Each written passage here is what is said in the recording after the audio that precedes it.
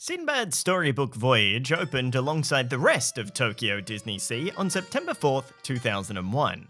This underrated, slow-moving boat ride is the feature attraction of the park's Arabian Coast, but despite the almost immediate success of Tokyo DisneySea, Sindbad has experienced a rather complicated journey, and at one stage was considered the black sheep of the park's attraction lineup. In contrast to Tokyo Disneyland, which centers around families, Tokyo DisneySea was designed to appeal to dating couples and older audiences, thus the emphasis on ports of call that feature a strong sense of adventure and romance, such as the Arabian Coast. The original idea for this land's feature attraction was a boat ride with small puppet-sized characters that would follow all of the classic stories from the 1001 Nights collection of tales. But this multi-thousand-page story was deemed too impractical to adapt, understandably. So instead, Imagineers decided that the ride would center purely around Sindbad the Sailor, who was a relatively late addition to the 1001 Nights collection. Imagineer Larry Nicolai came on board as the attraction's show designer and art director. Sticking with the original boat ride through an elaborate puppet show theme, they ended up producing over 160 animatronic characters, and overall the attraction took 6 years to design, produce, and install. Unfortunately, trouble started almost immediately upon its completion. When the park opened on September 4, 2001, what was then known as the Sindbad's 7 Voyages ride looked very different from the Sindbad Storybook Voyage that you can experience today. In this original version, you follow the legendary Arabian sailor Sindbad and his crew as he sailed across the world, encountering many dangers, collecting many treasures, and doing the occasional dirty job. The attraction was dark, full of danger and drama, and failed to resonate with guests. One of the first problems was that the Imagineers working on the attraction had been told that the Japanese audience were familiar with the Arabian Nights tales. Upon completion, they were informed that they actually weren't, and that guests were confused about the attraction's storyline. The music used within the attraction was composed by Disney legend Buddy Baker, taking inspiration from Bernard Herrmann's cinematic scores. Likewise, this aroused criticism by Disney executives for being too dark and ponderous. Considering its position in the park at the furthest point from the entrance and its immense theoretical capacity at almost 3,600 riders per hour, the attraction almost never had a queue and was heavily underutilized. Despite DisneySea's overwhelming success, Sindbad was a clear black sheep amongst the flock, and redesign started shortly after its debut. After years of planning and a lengthy refurbishment, the attraction reopened in 2007. Now called Sindbad's Storybook Voyage, the attraction had a radical new light-hearted theme. Sindbad was no longer a daring thief facing perilous dangers, but a youthful adventurer with a heart of gold. The ride's dramatic soundtrack was replaced by an overarching song called The Compass of Your Heart, written by the famed Alan Menken, and highly recommend looking it up, it slaps. This song wasn't the only new addition to accompany Sindbad. Our protagonist now has a sidekick called Chandu, the tiger cub, who pops up many times throughout the attraction. Whilst adorable, Oriental Land Company, the park that licenses the Disney brand in Tokyo, knew exactly what they were doing with this brand new merchandising opportunity. Likewise, the original menacing and scary monsters were made to be friendly and assisted Sindbad through his journey instead of being obstacles that needed to be overcome. Also, Sindbad no longer has facial hair. Of course, this is because he's now a good guy, and because an OLC executive didn't like the beard in the first place. Unfortunately, the original Imagineer who worked on the attraction, Larry Nicolai, was removed from the project by OLC so that they could start again with a fresh new perspective on the attraction. Despite the changes, Larry Nicolai mentions that 80 to 85% of the attraction is the original design, but is so radically different in tone and presentation that it no longer represents the show that he put together as show designer and art director. Though he notes that a consolation was that many creative partners at Pixar deemed the original iteration their favorite attraction at Tokyo DisneySea, and they were surprised that they were changing it, a change that can still be experienced to this day. So let's have a look at that attraction. Guests enter Tokyo DisneySea's Arabian Coast port of call from one of two sides, where they are greeted by either a grand Arabian palace that wouldn't look out of place in the world of Aladdin, or a towering fortress home to Sindbad's Storybook Voyage. Entering this fortress, you are welcomed by a rather simplistic queue, featuring switchbacks and brick walls with paintings of scenes from the ride. In fairness, you're unlikely to ever have enough time to experience this queue, because as mentioned before, this ride has an astronomical theoretical hourly capacity of 3,600 guests. Sitting down into the large 24-person boat, you begin your storybook voyage.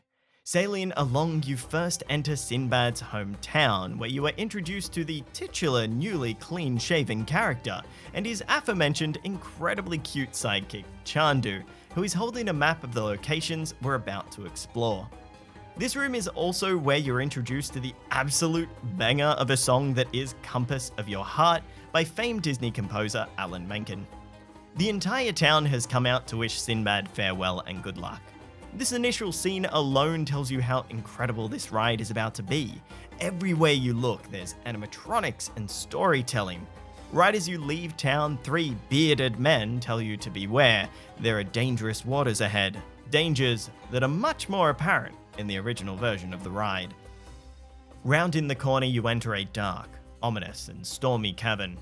Initially in this room, Sindbad was nowhere to be seen, and instead, it featured sinister sirens playing an enchanting yet haunting song designed to lure sailors to their death. Today though, the sirens are now helpful mermaids who save Sindbad, who literally 10 seconds into the ride has already crashed and destroyed his first boat. After being provided with a new one, he thanks the mermaids and continues to sail and arrives at Rook Island. Originally, Rook Island is where Sindbad crashed his boat after being led astray by the sirens.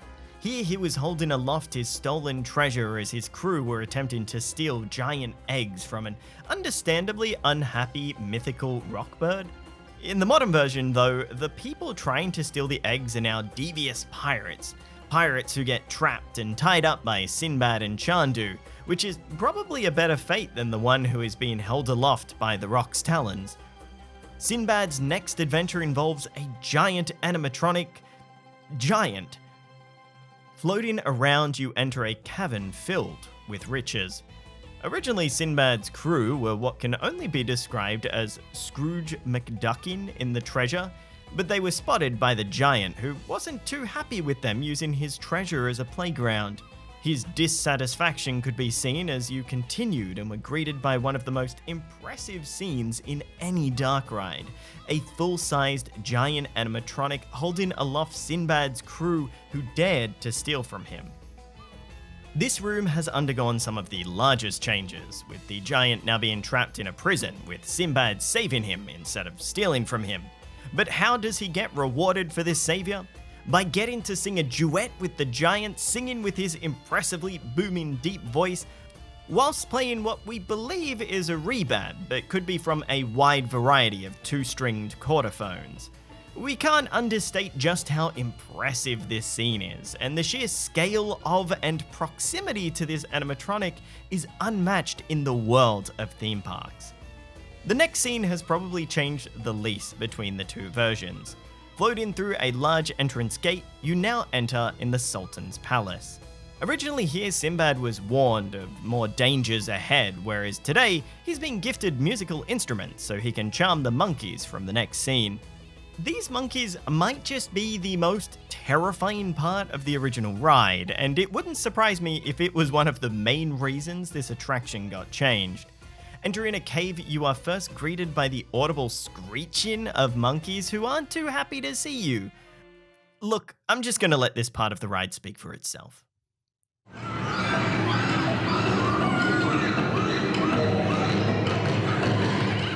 Thankfully, today the monkeys won't give you as many nightmares, as they instead are singing and dancing alongside with Sindbad, who has gifted them instruments and piles of bananas. Also, this room smells like bananas, which is a nice touch. Next, as if one giant animatronic wasn't enough for a ride, you are greeted by a room-filling whale that contains one of the largest hidden Mickeys in any theme park attraction. Originally, this whale wasn't happy to see you, and I'm starting to get the vibe that no one was really happy to see the original Sindbad, but it picked up and was threatening members of Sindbad's crew. The whale nowadays is much friendlier and is giving Sindbad and Chandu a ride back home where an impressive celebration is awaiting them.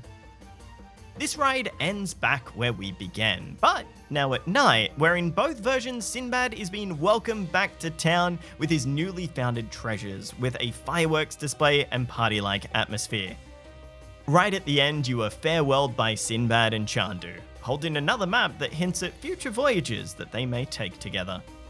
As you can see, the ride is about 85% the same between both versions, but by restaging and redressing animatronics and adding in Chandu, both rides feel entirely different. This is further compounded by having the earworm song drive you through the attraction, rather than traditional narration from Sindbad. No matter the version of the ride you have experienced though, it's clear that this ride is a masterclass from Imagineering. The scenes are so overwhelming and full of life that the sum of its parts combines into one of the most underrated attractions of all time. It's a shame this ride doesn't get much of a queue because it deserves one. It will be interesting to see how the queues for this ride go when Fantasy Springs finally opens, as it will go from being tucked away in a corner of the park to being right on the walkway to the hugely impressive new expansion. But over to you. Have you had the chance to ride either version of Sindbad, and if so, what do you think? Let us know in the comments down below. For Review Time, I'm Dom. Thanks for watching.